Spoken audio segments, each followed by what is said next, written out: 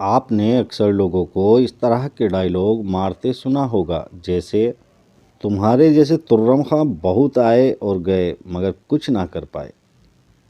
اپنے آپ کو بہت بڑا ترم خاں سمجھتے ہو؟ ہیرو پنتی کرنے والے کو ترم خاں تو بول دیا جاتا ہے، لیکن کیا آپ جانتے ہیں کہ جن کے نام پر اتنے سارے ڈائیلاگ بن گئے اصل میں وہ کون تھے؟ ترم خاں کوئی معمولی شخص نہیں تھے، بلکہ 1857 کی پہلی جنگ آزادی کے جانباز ہیرو تھے۔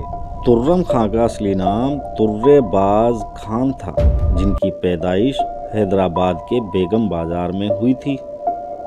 شروعات میں تو شاید ہی ترم خاں کو کوئی جانتا ہو، لیکن 1857 کی جنگ آزادی میں جس وقت منگل پانڈے نے بیرک پور میں لڑائی کی شروعات کی تھی، حیدرآباد میں اس لڑائی کی قیادت ترم خاں نے کی تھی۔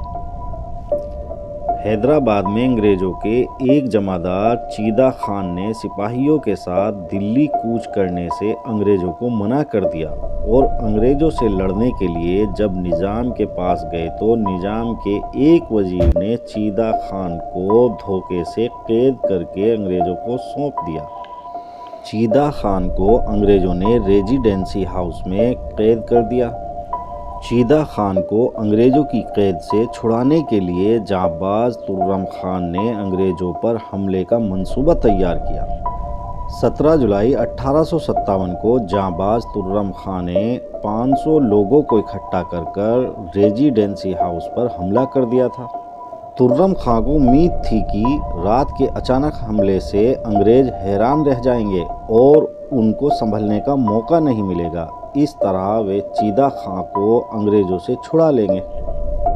لیکن ترم خان کے اس منصوبے کی بھنک نظام کے وزیر سالار جنگ کو لگ گئی تھی، جس نے غداری کرتے ہوئے انگریزوں کو ترم خان کے حملے کے بارے میں پہلے ہی بتا دیا تھا، جس وجہ سے انگریز ترم خان کے حملے کے لیے پوری طرح تیار تھے اور انگریز پورے لشکر کے ساتھ ترم خان پر حملے کے لیے بیٹھے تھے۔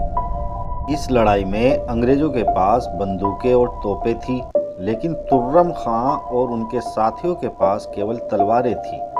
اس کے باوجود ترم خان نے ہار نہیں مانی اور وہ اپنے ساتھیوں کے ساتھ انگریزوں پر ٹوٹ پڑے۔ ترم خان اور ان کے ساتھیوں کی تلواریں انگریزوں کی توپ اور بندوقوں پر بھاری پڑنے لگی۔ انگریز سپاہی تعداد میں بہت زیادہ تھے۔ ترم خان اور ان کے ساتھی پوری رات انگریزوں سے مقابلہ کرتے رہے۔ انگریزوں کی پوری کوشش کے بعد بھی وہ ترم خان کو نہیں پکڑ پائے۔ ترم خان اور ان کے زیادہ تر ساتھی وہاں سے نکلنے میں کامیاب رہے۔ ترم خان نے انگریزوں کی ایسی حالت کر دی کہ انگریز ترم خان کے نام سے بھی کانپنے لگے، جس کا نتیجہ یہ نکلا کہ انگریزوں نے ترم خان کے سر پر 5000 روپے کا انعام رکھ دیا۔ 5000 روپے کا انعام 1857 میں ایک بہت بڑا انعام تھا، جس کے لالچ میں آ کر تعلقدار مرزا قربان نے دھوکے سے تپرن کے جنگلوں میں ترم خان کو شہید کر دیا۔ دار نے ترم خان کو شہید کرنے کے بعد ان کی لاش کو انگریزوں کو سونپ دیا اور انگریزوں نے ترم خان کی لاش کو شہر کے بیچوں بیچ لٹکا دیا تاکہ آگے کوئی مخالفت نہ کر سکے۔